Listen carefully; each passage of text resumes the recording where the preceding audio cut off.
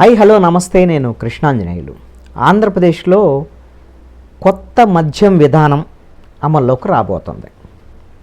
YSR Congress party ప్రభుత్వ హయాంలో ఆంధ్రప్రదేశ్లో మొట్టమొదటిసారి ప్రభుత్వమే మద్యం షాపులను నిర్వహించటం జరిగింది. ఈ విషయంలో అప్పటి ప్రభుత్వంలో అతిపెద్ద కుంభకోణం జరిగింది దీంట్లో అని, ముడుపుల రూపంలో ఒక 2,000 కోట్ల రూపాయలు, అదేవిధంగా మద్యం కొనుగోలుకు సంబంధించినటువంటి దాంట్లో ఒక 18,000 కోట్ల రూపాయలు, ప్రభుత్వ ధనం దుర్వినియోగం, అవినీతి మొత్తం ఒక 35 నుంచి 36,000 కోట్ల రూపాయల కుంభకోణం జరిగింది అనేటువంటి దాని మీద ఆరోపణలు. దీని మీద ముఖ్యమంత్రి చంద్రబాబు నాయుడు ఒక శ్వేతపత్రాన్ని కూడా రిలీజ్ చేశారు. ఈ మద్యానికి సంబంధించినటువంటి గత ప్రభుత్వంలో జరిగినటువంటి అక్రమాలు, అవినీతి మీద సిఐడి విచారణ కూడా దీన్ని ప్రారంభించాలని ఆదేశించినటువంటి పరిస్థితి ఉంది. ఢిల్లీ లిక్కర్ స్కామ్ కన్నా ఇది పెద్దది. దీంట్లో ఏపీ సిఐడితో పాటుగా ఎన్ఫోర్స్మెంట్ డైరెక్టరేట్ కూడా, ఈడీ కూడా దర్యాప్తు జరపాలి అనేటువంటిది కూడా కేంద్ర ప్రభుత్వానికి ప్రతిపాదనలు పంపారు. ఇవన్నీ గత ప్రభుత్వంలో జరిగినటువంటి అన్యాయాలు, అక్రమాలకు సంబంధించినటువంటి, అవినీతికి సంబంధించినటువంటి మద్యం విధానంలో దర్యాప్తు జరుపుతున్నటువంటి తీరు. అయితే కొత్త మద్యం విధానం ఎలా ఉండబోతుంది, ఎప్పటి నుంచి అమల్లోకి రాబోతుంది అనేటువంటి అంశం మీద ముఖ్యమంత్రి చంద్రబాబు నాయుడు ఎక్సైజ్ డిపార్ట్మెంట్ దాని మీద రివ్యూ చేశారు. ఆ రివ్యూలో కూడా చాలా స్పష్టంగా ఒక నిర్ణయం జరిగింది. బహుశా ఆంధ్రప్రదేశ్ ప్రభుత్వము మద్యం షాపులు ప్రభుత్వం దగ్గర నుంచి వదిలేసి టెండర్ల ద్వారాగా మద్యం షాపుల్ని కేటాయించేదానికి అవకాశాలు ఉండొచ్చు. మద్యం షాపులు టెండర్ల ద్వారా కేటాయించడం, అదేవిధంగా బార్ అండ్ రెస్టారెంట్లని టెండర్ల ద్వారాగా కేటాయించడం అని ప్రైవేటు వ్యక్తులకి వీటిని టెండర్ల ద్వారాగా కేటాయించి ప్రభుత్వానికి ఆదాయం వచ్చేటటువంటి విధంగా చూడటం అనేటువంటి, ఇది తెలుగుదేశం ప్రభుత్వ హయాంలో 2014 నుంచి 19 వరకు ఈ విధానమే కొనసాగినటువంటి పరిస్థితి. అదే విధానాన్ని తీసుకొస్తారా, ఏం చేస్తారు అనేటువంటి దాని మీద ఇప్పుడు ఆలోచన జరుగుతుంది.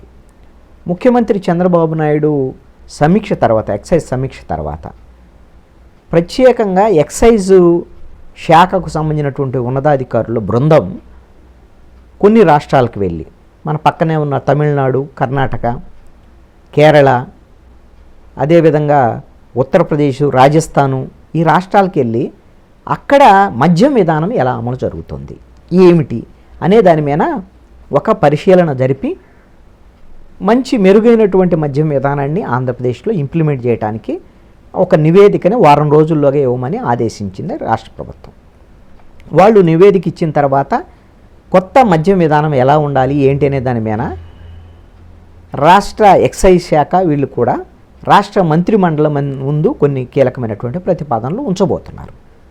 సెప్టెంబర్లో మంత్రిమండలి ఈ అంశాల మీద, ఇతర రాష్ట్రాల్లో ఉండేటువంటి దాని మీద, మద్యం విధానం మీద పరిశీలన జరిపి ఇచ్చినటువంటి నివేదికలకు అనుగుణంగా మంత్రిమండలిలో చర్చించి వచ్చే నెల సెప్టెంబర్లో కొత్త మద్యం విధానం మీద ఒక నిర్ణయం తీసుకోబోతున్నారు.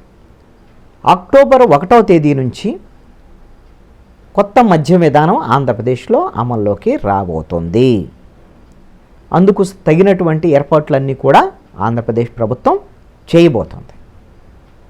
ఆంధ్రప్రదేశ్కు సంబంధించినటువంటి విషయంలో మద్యం తయారీ సంస్థల నుంచి కొనుగోలు చేసేటువంటి విషయంలో కూడా గత ప్రభుత్వము కొన్ని సంస్థలకు సంబంధించినటువంటి మద్యాలని మాత్రమే కొనుగోలు చేసి వాటినే ప్రజలకు అమ్మినటువంటి పరిస్థితి ఉంది.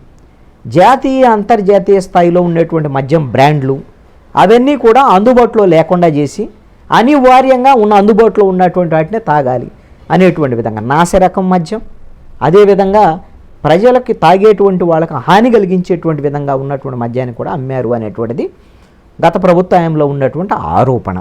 ఇప్పుడు రేపొద్దున సిఐడి దర్యాప్తులో ఏమిటి అనేటువంటి దాన్ని తేలాల్సినటువంటి అంశం. ఇప్పుడు మాత్రం ఖచ్చితంగా జాతీయ, అంతర్జాతీయ స్థాయి బ్రాండ్లన్నీ కూడా అందుబాటులో ఉండేటువంటి విధంగా చేయాలి అనేటువంటి విధంగా అక్టోబర్ 1వ తేదీ నుంచి ఈ విధానం అమలులోకి తెచ్చేదానికోసం అన్ని ఏర్పాట్లు ఆంధ్రప్రదేశ్ ప్రభుత్వం చేస్తుంది. దీంతో పాటుగా అక్టోబర్ 2వ తేదీ గాంధీ జయంతి సందర్భంగా ఆంధ్రప్రదేశ్కు సంబంధించినటువంటి విషయంలో ఎవరైతే లిక్కరు మద్యం తాగి మానసిక ఇబ్బందులకు గురయ్యేటువంటి వాళ్ళు ఉన్నారో, మానేసినటువంటి వాళ్ళు ఉన్నారో, వాళ్ళకి మానసిక పరమైనటువంటి వైద్యం వాళ్ళకి సపోర్ట్ ఇచ్చేదానికోసం ప్రత్యేకంగా రీహాబిటేషన్ సెంటర్స్ కూడా ఆంధ్రప్రదేశ్ ప్రభుత్వం ఏర్పాటు చేయాలని చూస్తుంది. ఇవన్నిటిని కూడా అక్టోబర్ 2వ తేదీ నుంచి ప్రారంభించబోతున్నారు. దీంతో పాటుగా పక్క రాష్ట్రాల నుంచి అటు తమిళనాడు కానీ, ఇటు తెలంగాణ కానివ్వండి, మహారాష్ట్ర ఇటువైపు నుంచి మనకేమైనా బోర్డర్స్ రాష్ట్రాలకు సంబంధించినటువంటి విషయంలో అక్రమ మద్యము, కల్తీ సారా ఇలాంటివి రాకుండా నిరోధించేటువంటి విషయంలో కూడా కఠినమైనటువంటి చర్యలు తీసుకోవాలి. గంజాయి రవాణాను కూడా నిరోధించేటువంటి విషయంలో 100 రోజుల కార్యాచరణ ఇప్పటికే ప్రకటించారు. కాబట్టి అక్టోబర్ 2వ తేదీ నుంచి దీన్ని మరింత పటిష్టం చేసేటువంటి దిశగా కూడా కొన్ని ప్రయత్నాలని ప్రారంభించినటువంటి పరిస్థితి ఉంది. ఇప్పుడున్నటువంటి మద్యం విధానం, ప్రభుత్వానికి సంబంధించినటువంటి మద్యం షాపులు కొనసాగుతున్నటువంటి పరిస్థితి ఉంది. కొత్త మద్యం విధానం వస్తే మాత్రం టెండర్ల ద్వారాగా మద్యం షాపులు ఇచ్చేదానికి అవకాశాలు ఉండొచ్చు. ఎన్ని మొత్తం పరిశీలన మిగతా రాష్ట్రాల్లో పరిశీలన తర్వాత దీని మీద ఫైనల్గా ఒక నిర్ణయం రాష్ట్ర ప్రభుత్వం తీసుకోవచ్చు.